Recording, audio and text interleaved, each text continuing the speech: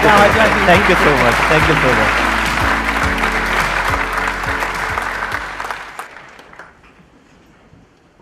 Thank you so much जो आप इतने टाइम से कर रहे हो। बट हुआ क्या है ना, देखो इससे एक प्रॉब्लम भी हुई है। नॉन प्रॉफिट और दिल से कर रहे हो, लेकिन काफी लोगों को अब ये बिजनेस लगता है। और जो मोटिवेशनल स्पीकर है ना, वो कुछ भी बोल के चले जाते हैं। जैसे बोलेंगे an idea can change your life, it can make you millionaire. पूरी बात कोई नहीं बताएगा, that idea can make you bankrupt also ना। When life give you lemon, make a lemonade. क्या मीनिंग है इसका? क्या? It's just like when life give you बैंगन, make बैंगन का भरता। कुछ भी राइम ही मारे जा रहे हो। सच में मैं बता रहा हूं, आपको बोलेंगे जेफ बेजोस अमेज़न कहां स्टार्ट हुई? गैराज में। लैरी पेज, सर्जी ब्राइन, गूगल कहां स्टार्ट हुई? गैराज में। माइक्रोसॉफ्ट, बिल गेट कहां स्टार्ट हुई? गैराज में। आप भी स्टार्टअप शुरू कर देते हो गैराज में। 2 महीने में स्टार्टअप बंद हो जाता है, फिर गैराज बिक जाता है, फिर उसी गैराज में खुद ही मैकेनिक की जॉब कर रहे हो। तो हर जगह वैलिड नहीं है भैया, मैं बता रहा हूं ये, ठीक है। एक तो सर आज के टाइम में आप देखो, मैं इंजीनियर हूं, 3rd ईयर में 2 लड़के स्टार्टअप शुरू कर देते हैं। स्टार्टअप कल्चर ऐसा आ गया, 2 लड़के स्टार्टअप शुरू कर देंगे, एक सीईओ बन जाएगा, दूसरा एमडी। इससे नीचे कोई है ही नहीं आज के टाइम में। मैंने कहा सीईओ तो बन गया, एग्जीक्यूट किसको कर रहा है? एमडी तो बन गया, मैनेज किसको कर रहा है? कुछ और अलग स्टार्ट होंगे, बोलेंगे सीईओ एमडी फाउंडर। मैंने कहा चार्टर्ड अकाउंटेंट, सेक्रेटरी, प्यून और लिख देता, तेरी कंपनी ही खत्म हो जाती। कुछ को पता नहीं होता what's the difference between CEO and MD. आप पूछो what you do, but I am an entrepreneur. Sorry, I am an entrepreneur. आप पूछो स्पेलिंग बता दे, स्पेलिंग क्या पूछ रहे हो? और सर मैं बताऊं, आज के टाइम में सारी किताबें लाल बत्ती पे मिल रही हैं सबकी। तो एक बंदा मेरे को किताब बेचा, how to sell anything to anyone. तो मैं क्यूरियस आदमी, मैंने उससे बात कर ली, पता चला बुक का ऑथर घूम रहा है हमारी लाल बत्ती पे।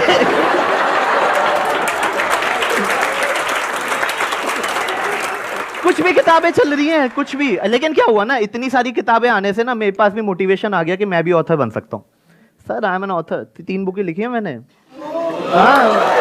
स्टैंडिंग ओवेशन नहीं, स्टैंडिंग ओवेशन नहीं बेटा, नहीं। पहली किताब जिसका शीर्षक था बिना पैराशूट के स्काई डाइविंग कैसे की जाए।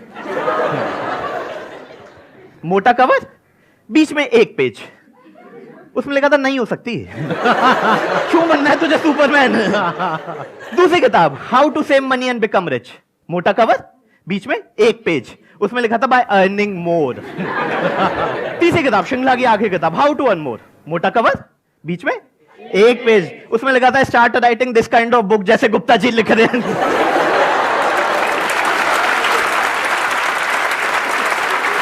Big round of applause for him.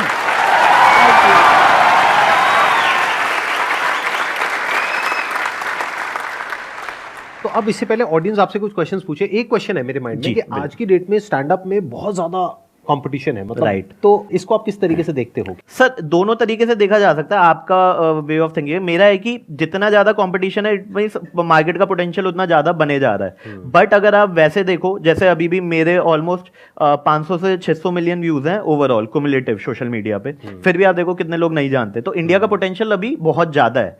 And ये तो मैं दिल्ली की बता रहा हूँ, मतलब जो हम मेट्रो सिटी बोल रहे हैं। अगर और आगे जाओ, अगर आप टीयर 2 में, तो अभी क्या है दिल्ली में, अगर आप आज के टाइम में नोटिस करोगे तो हफ्ते के ऑलमोस्ट 50 के करीब शोज हो रहे होंगे जो प्रॉपर शोज हैं। तो आपका जो मार्केट है वो टीयर 2 टीयर 3 में भी है। मतलब मुझे याद है, मैंने 2013 में जो मेरे शोज होने लगे थे वो काशीपुर में मैं शो करके आया था 2013 में। गांधीधाम, कच्छ, अंजर एक गांधीधाम से 100 किलोमीटर दूर। मतलब किसी कॉलेज में या नहीं, पब्लिक शो या कॉर्पोरेट शो, क्लाइंट मेरे को बुला रहे हैं आफ्टर माय वीडियो। काशीपुर में पब्लिक शोज तो तब कम होते थे, अब पब्लिक शोज होने लगे ऐसी सिटीज में। लाइक मैं सहारनपुर से हूँ तो सहारनपुर में हो रहे हैं, अलीगढ़ में हो रहे हैं, मेरठ में हो रहे हैं। तो अभी भी लेकिन आप देखो वहां पे महीने का एक शो हो रहा है। मतलब अब पोटेंशियल कितना है। दिल्ली में आज से 10 साल पहले एक शो महीने का होता था, अब वहां पे हो रहे हैं। तो अभी तो बहुत आगे तक जा सकते हैं। राइट। आप में से वैसे कोई सोच रहा है स्टैंड अप कॉमेडियन बनने की? परफॉर्मेंस दिखाओगे यहाँ पे आकर के कुछ छोटी मोटी? बिल्कुल, आ जाओ, ओपन माइक आ जाओ। ये हमारे जज हैं। बिल्कुल, आप परफॉर्मर हो। अरे ये सब नहीं भाई, ये सब नहीं। जज तो सर मुझे लगता है ऑडियंस है स्टैंड अप कॉमेडी में। नहीं ऑल, अरे अच्छे नंबर मिलेंगे। All the best, all the best.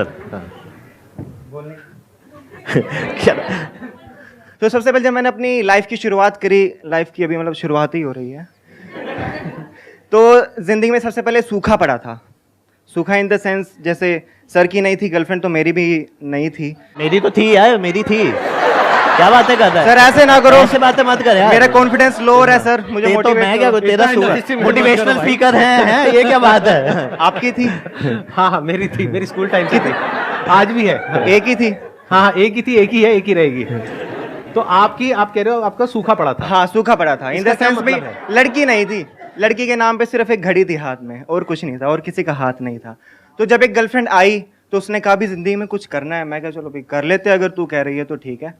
तो उसने मेरे को मोटिवेट करते करते मेरे को कहा भी मैं तेरे को बहुत बड़ा सरप्राइज दूंगी। मैं कहा ठीक है भाई, तू आ गई, इससे बड़ा सरप्राइज क्या हो सकता है। सॉरी मैं थोड़ा कॉन्शियस हो रहा हूँ। अरे नहीं नहीं आराम से बोलो। हाँ कोई नहीं, इसको हम एडिट करके बढ़िया बनाएंगे, आप चिंता मत करो। हाँ मैं यही चाहता हूँ, यही चाहता हूँ। मैं अपनी शॉर्ट वीडियोस पे ऐसे ही करता हूँ, जो गंदा आता है ना मैं उनको एडिट कर देता हूँ। हाँ हाँ कहती सबसे बड़ा सरप्राइज दूंगी, तो पता नहीं क्यों वो थोड़े टाइम के बाद छोड़ के भाग गई। बस ये मुझे नहीं पता ये सरप्राइज था, ये रियलिटी थी, या मेरे पड़ोसी का अच्छा थोड़ा लक निकल गया था, या मेरा ही बैड लक था। तो हाँ बस सर करो करो, एक आध जोक तो आएगा।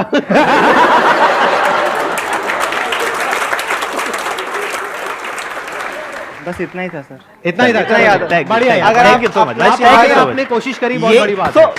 I think the biggest thing is कि स्टेज पे आके बोलना ये बहुत इजी लगता है हमें, लेकिन जैसे ही आप स्टेज पे आते हो ना, इतने सारे लोग देखते हो, आपका दिमाग ब्लैंक हो जाता है, हाथ कांपने लग जाते हैं, ऐसे एकदम होने लग जाएगा। तो वो इसके लिए एक बार जोरदार ताली हो जाती है। बहुत बढ़िया, आपने बहुत अच्छा किया, ऑल द बेस्ट। अभी क्या, अभी सूखा पड़ा हुआ है, गीला पड़ा हुआ है क्या? सूखा पड़ा है भाई, सूखा। कैमरे में अपनी शक्ल दिखा दो। अगर कोई कन्या मुझे देख रही है तो प्लीज। सर आप क्या क्या करवा रहे हो, रिश्ते करवा रहे हो आप शो के बीच में, यहाँ पर कुछ भी हो रहा है। बताइए जी, कौन है जो इनसे कुछ पूछना चाहते हैं, बात करना चाहते हैं, कोई मजेदार सा क्वेश्चन? किसी को रोस्ट कर सकते हो आप? हाँ कर लेंगे, बताओ। संदीप सर को कर दो। नहीं जिस थाली में खाया उसी में ये किसने बोला? ये अच्छा था। माइक दिया जाए, माइक दिया जाए। जिस थाली में खाया उसी में छेद।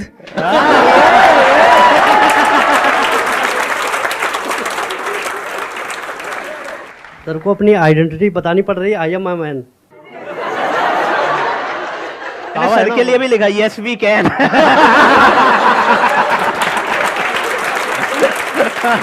पूरा मैं लाया हूँ यहाँ पे ना सारा, कि किसी को कमी ना पड़े मोटिवेशन की भी। सर मेरा क्वेश्चन ये था कि कभी आपका शो बहुत ही खराब गया है, कि मतलब ऐसा हो गया हो कि भाई यहाँ से तो निकलना पड़ेगा? एक्चुअली पता है आपको, मैं एक फन फैक्ट बताता हूँ। जैसे अब तो ठीक ठाक चले जाते हैं, जब लोगों को पता ही नहीं था स्टैंड अप कॉमेडी क्या होती है 2012-13 में, तो ऐसा होता था कि एक दिन शो बहुत ही क्रेजी जा रहा है और एक दिन ऐसा जा रहा है कि नस काट लो, मतलब उस लेवल पे। और सोचो होता क्या है, जैसे सर आप मैं बहुत ट्रैवल करता हूँ और रात को आप 12 बजे अकेले होते हो होटल में, तो एक दिन तो आप करोगे अरे आज तो मतलब भाई साहब छतें फाड़ देंगे गुप्ता जी, 10 शो करवा दो, और अगले दिन सोचो तो क्या मैं इसके लिए बना भी हूँ? क्या ये मेरा है भी, मतलब सही बात है। तो ऐसे मतलब ना मेरे साथ 2013 से 2016 तक बहुत बार हुआ है, क्योंकि कॉलेज शोज में बच्चों की, अगर बच्चे सेट हो गए आपसे तो वो आप खेल जाओगे, वरना वो फिर आपको ऐसे पकड़ पकड़ के ऐसे कुरेद कुरेद के उतारते हैं। तो उसके बाद लेकिन 2016 के बाद से मैंने ना वो एक थ्योरी अपना ली थी कि 1 show 1 day at A time. मतलब आज का शो है, अच्छा गया तो भी ठीक है, बुरा गया तो भी ठीक है, क्योंकि अब मैंने ये सोच लिया कि यार मैं 10 साल से कर रहा हूं, मैं तो अच्छा ही था, हो सकता है आज की ऑडियंस बुरी होगी। खत्म। ये इनफैक्ट हर आर्टिस्ट के साथ होता है। कोई भी अगर ये कहेगा ना कि ऐसा नहीं होता है तो वो झूठ बोल रहा है, मतलब सबके साथ में होता है। जैसे कभी कोई सेंचुरी मार देता है, कभी 0 पे आउट हो जाता है। This is part of the game. Sir एक बात पूछना चाहता हूँ, जब आप गाली दे के गए, जब आप पहली बार गए, तो घर में आपका फिर खातिरदारी हुई? आई थिंक थोड़ा सा मैंने ऐसा नहीं किया था, सडनली मैंने उन्हें दिखा दिया कि ओ भैंस की, मतलब लोगों को ना मजा नहीं आता है जब तक हल्का फुल्का कुछ ना हो। तो अभी देखो हल्का सा आपने किया, कितनी खुश हो गई जनता। मतलब मुझे लगता मैं कर दूं तो आप पागल ही हो जाओगे। संदीप सर एक्सपेक्टेड नहीं है ना, आप तो गुरु जी थे मेरे। नहीं कर रहा भाई, नहीं कर रहा। मैं हूं सर आपके भी, आप पे मैं कर दूंगा, आप करते रहो। मैंने धीरे धीरे अवेयर कराया था, मतलब पहले उनको जैसे कुमार विश्वास उस टाइम पे बहुत फेमस होते थे, या सुरेंद्र शर्मा सर वो बहुत फेमस होते, तो धीरे धीरे उनका लेवल अप करा। और फिर एक दिन जब शो में लेके गया तो मैंने उनको थोड़ा मतलब माइंड में हल्का डाल दिया था कि यार ये वो नहीं है जो मतलब हल्का हल्का। और लेकिन जब 1 घंटे का शो देखते हो ना यार, सो आई थिंक क्या होता है ना, आपको जैसे अभी से वो लग रहा है कि यार गालियों से चल जाएगा गेम, बट अगर आप 1.5 घंटा स्टेज पे रहना है ना, तो आपको कंटेंट चाहिए ही। गाली कैन बी द फिलर। वो फिलर क्यों है? क्योंकि जो हमारी ऑडियंस है, लेट्स बी ऑनेस्ट, वो 18 से 24 की है। जो डेली, अब आप किसी से, मैं अगर आपसे ऐसे संवाद करूं कि और महोदय आज आप क्या खाने में खा के आए हैं, जीवन आपका अति उत्तम लग रहा होगा, तो आप बोलोगे यार ये तो मैं बात ही नहीं करता ना। लेकिन अगर मैं बोलूँ और भाई क्या मचा रहे हैं, फोड़ रहे हैं, बिल्कुल भैंस की आंख दे रहे तो बाल कातिल लग रहे हैं, तो ये आपकी भाषा है। ये आप अपने दोस्त से ऐसे बात कर दो तो वो कॉन्शियस कॉल ही होती है कि यार अगर ये हल्की फुल्की थोड़ी सी बातें करेंगे बीच में तो लोगों को मजा आएगा। अदरवाइज ऐसा थोड़ी है 10 साल या 5 साल से जो बंदा कर रहा होगा उसे पता नहीं होगा कि यहाँ पे गाली देनी है या नहीं देनी। तो फिलर कॉन्शियस फिलर होता है, क्योंकि हमें उस ऑडियंस को ही केटर कर रहे हैं हम। हेलो सर, जैसा आपने कहा आपने इंजीनियरिंग करी है जी। तो सर हर इंजीनियर ने कोई ना कोई कांड अपने दोस्त के साथ ऐसी बकचोदी करी होती है जो उसको हमेशा याद रहती है। राइट। तो सर आप एक ऐसा एक किस्सा अपना शेयर करो जो सर हम सबको याद रहे। बिल्कुल बिल्कुल। हॉस्टल में हमारे यहाँ क्या होता था ना, जैसे लड़कियां हॉस्टल में मैक्सिमम क्या ही कर, सॉरी मैं करेक्टर में आ जाता हूँ थोड़ा ना। तो हॉस्टल में क्या होता है ना, लड़कियां रात को क्या ही गेम खेलेंगी कि जैसे डमशराट खेल लिया, अंताक्षरी खेल लिया, और बाकी गेम होंगे जो मुझे नहीं पता क्योंकि मुझे कभी इन्वाइट किया नहीं है और मैंने पता नहीं है। लेकिन लड़के इतने कमीने होते हैं ना, वो क्या करते हैं रात को पूरी बॉडी पे सरसों का तेल लगा लेंगे, ठीक है, और सीढ़ी से फिसलते हुए आएंगे नीचे बिना यूज किए सीढ़ी को। और ये है प्रीलिम राउंड, ठीक है। इसके बाद होता है मेन राउंड। उसमें क्या होता है, उसमें खेलते हैं वो कमीने फियर फैक्टर। फियर फैक्टर में क्या करते हैं, छत से नीचे आना है बिना सीढ़ी यूज किए। तो हम खेल रहे थे, तो एक लड़का ऊपर से 4थे फ्लोर से गिरा और जमीन पे गिरा और ऐसे आवाज आई, ऐसे, तो सब भागे ये देखने के लिए कि मरा कौन है। और उसके बाद लड़कों की मेल ईगो इतनी फ्रेजाइल होती है कि जो बंदा गिरा था वो उठा और फिर कहता चलो ठीक है, कुछ नहीं हुआ, कुछ नहीं हुआ। मैंने कहा हड्डियां चटकी पड़ी है तेरी। अरे ऐसे ऐसे कांड देखे हैं। एक बार क्या हुआ, एक लड़का सो गया, ठीक है, तो हमारे यहाँ जैसे लड़कियां जब सोती हैं ना, तो आपने देखा होगा साथ वाली लड़की ना कॉन्शियस हो जाती है कि hey she is sleeping, just you know keep it light way, because थोड़ा सा केयर करती है। लड़के इतने हरामजादे होते हैं ना। एक लड़के ने क्या किया, हमारे दोस्त सो रहा था, उसका बेड उठा के गद्दा समेत ग्राउंड में छोड़ के आ गए उसको। और वो उठा ही नहीं क्योंकि भंड होते हैं पूरे। वो सुबह उठा और फिर वो अपने आप पे ही दोष दे रहा है, यार रात को लगता है ज्यादा पी ली थी, गद्दा समेत तो हमें ले आता है।